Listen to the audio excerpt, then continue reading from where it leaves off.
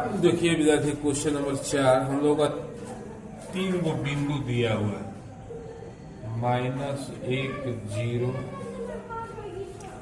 फिर देखिए दिया हुआ है 1 3,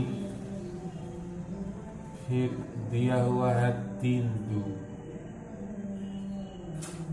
इस 3 बिंदु को मिला करके एक त्रिभुज बनेगा। उसी त्रिभुज का क्षेत्रफल निकालना है इंटीग्रेशन के सहायता से। सवाल यही है। तो यहाँ पर देखिए हम लोग सबसे पहले चित्र कैसे बनाएंगे। यहाँ पर देखिए आपको चित्र बना करके क्लियर कर लेते हैं।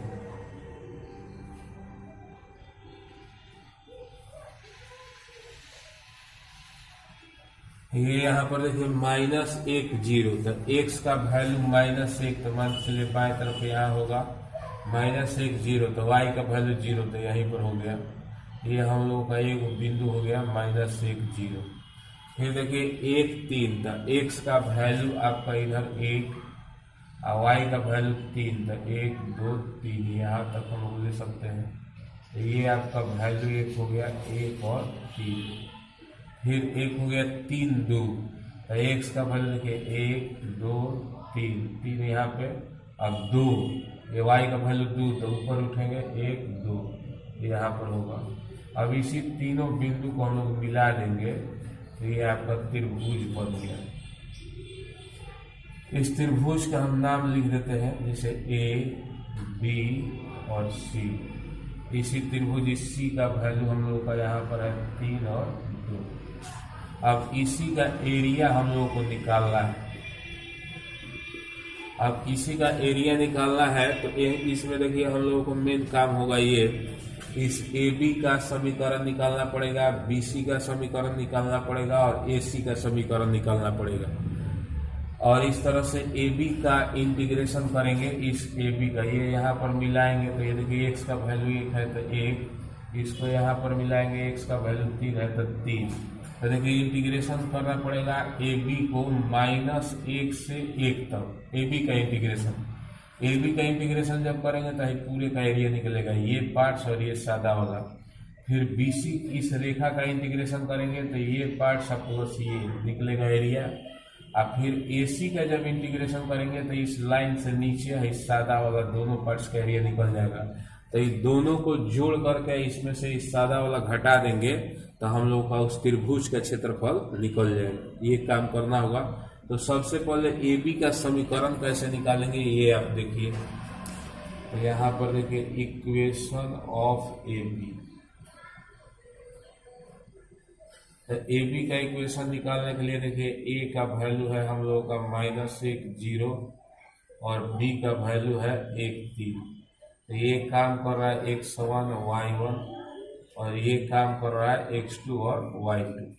तो देखिए सूत्र होता है, दो को जब बिंदु दिया रहेगा तो y - y1 बटा में y1 - y2 बराबर x - x1 बटा में x1 - x2।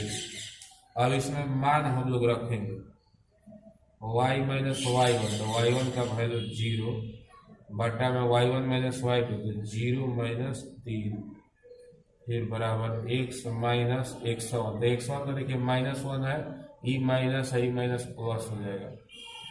अब बटा में x1 - x2, तो -1 - 1, तो y बटा में -3 बराबर x + 1 बटा -2। यहाँ पर माइनस कट गया, y का वैल्यू निकालेंगे, भागा में 3 है उधर जाएगा गुना में, तो 3/2 × x + 1। ये हम लोगों का y का वैल्यू, AB का इक्वेशन निकल गया, इससे y का वैल्यू निकाल लिया। अब ठीक इसी तरह से इक्वेशन ऑफ BC। तो BC का इक्वेशन निकालने के लिए B और C को लेंगे। तो B का वैल्यू 1 3 और C का वैल्यू 3 2। ये आपका काम कर रहा है x1 y1 और ये काम कर रहा है x2 और y2। तो इस तरह से हम लोग मान रखेंगे y - y1 सूत्र है बटा में y1 - y2 बराबर x - x1 और बटा में x1 - x2। अब इसमें हम लोग मान रख के इस तरह से BC का इक्वेशन निकाल लेंगे और फिर इसी तरह से AC का इक्वेशन निकाल लेंगे। तो ये आप लोग पूरा समझ गए होइएगा, इसको आप नोट कीजिए।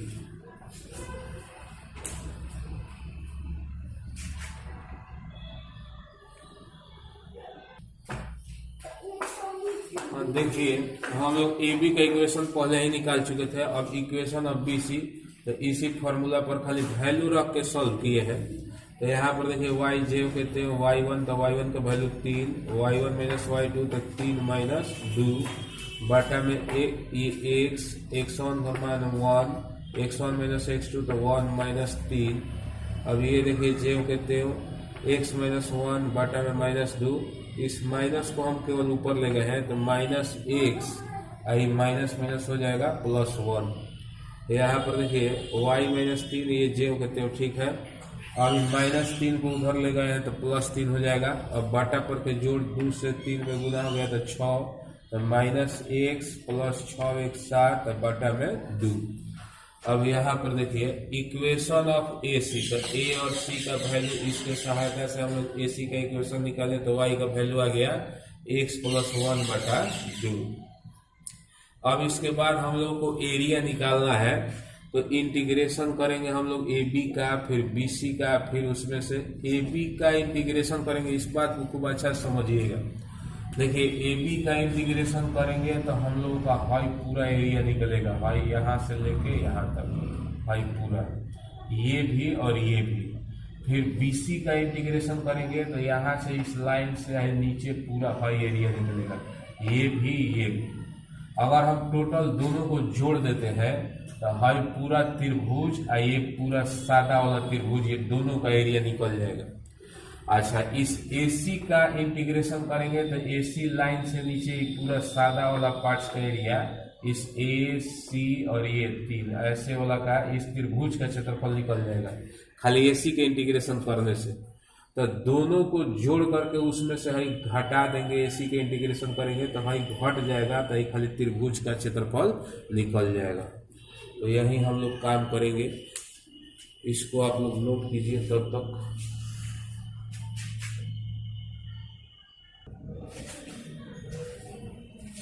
हाँ देखिए विद्यार्थी, एरिया ऑफ त्रिभुज ABC, तो एरिया ऑफ त्रिभुज ABC, तो इस AB का इंटीग्रेशन करेंगे इस AB का, तो एक पूरा एरिया निकल जाएगा, ये भी और ये भी।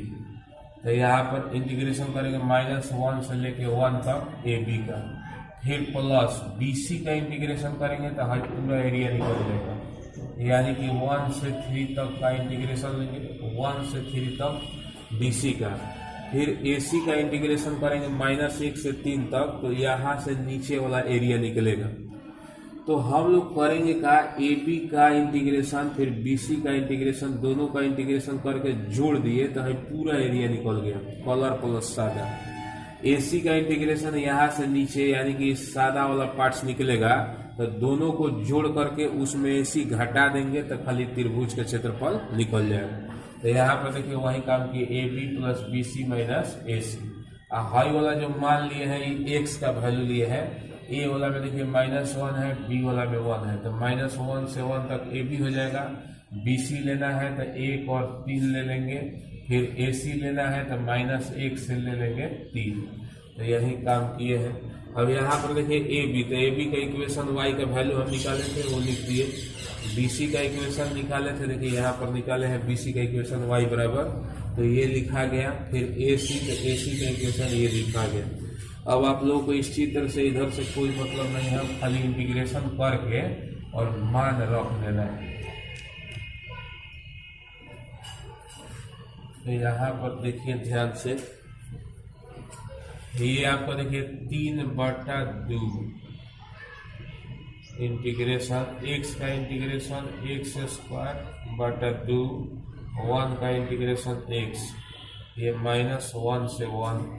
फिर यहाँ पर देखिए 1/2 है कांस्टेंट बाहर, 1/2, ये -x का इंटीग्रेशन -x² 2 प्लस 7 का इंटीग्रेशन 7x, यहाँ पर हो जाएगा हम लोग का -1 से -1 नहीं 1 से 3, फिर इसके बाद यहाँ पर देखिए 2 कांस्टेंट है तो बाहर, यहाँ पर हम लोग लिखेंगे 1/2 एक्स का इंटीग्रेशन एक्स स्क्वायर बाई 2, 1 का इंटीग्रेशन एक्स का एक्स स्क्वायर बाई 2 प्लस 1 का इंटीग्रेशन एक्स, इसमें मान -1 से 3। अब इसके बाद अपर माइनस लोअर वैल्यू रखना है और इसको सॉल्व करना है। तो देखिए 3/2, यहाँ पर जहाँ जहाँ एक्स वहाँ 1/2 प्लस 1, फिर माइनस लोअर -1 रखिएगा तो -1 के स्क्वायर 1/2, ये -1,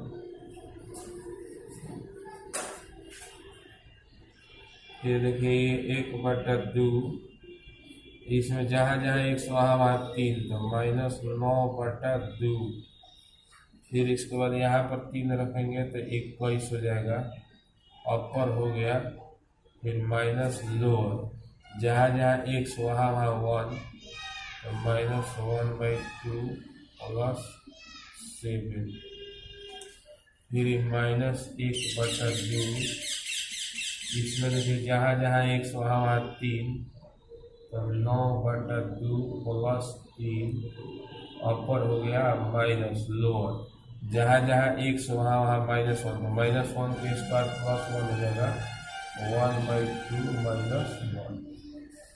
अब तो हमको लगता है कि आप लोग कैलकुलेशन आराम से कर सकते हैं, इसमें कोई खास दिक्कत नहीं है। यहाँ पर देखिए 1/2 से 1/2 कट जाएगा, तो हम लोगों का बचेगा 3/2 इंटू में 1 प्लस 1, माइनस प्लस 1 2, फिर प्लस 1/2, इसमें देखिए 2 से 21 में गुना कराएंगे, 42 माइनस 9, 42 में से 9 घटेगा तो हो जाएगा हम लोगों का 33/2।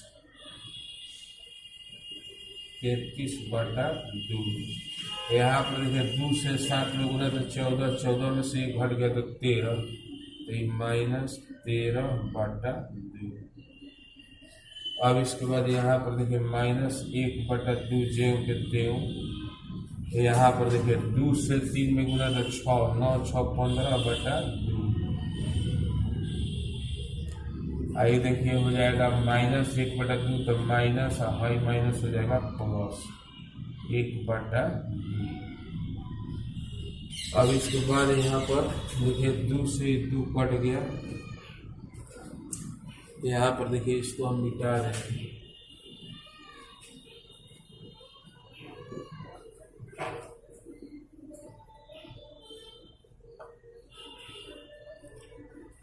देखिए बचेगा हम लोगों का 3, फिर प्लस 1/2 इंटू में 33 में से 13 घट गया तो 20 हो जाएगा, 20/2।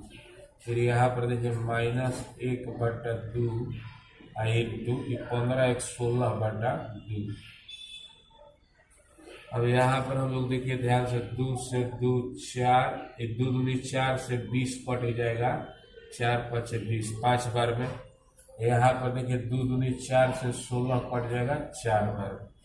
तो यहाँ पर हम लोग का हो गया 3 + 5 - 4, तो 3 5 8, 8 में से 4 घट जाएगा तो 4, यही हो जाएगा हम लोगों का आंसर। अब इसको आप नोट कर लीजिए।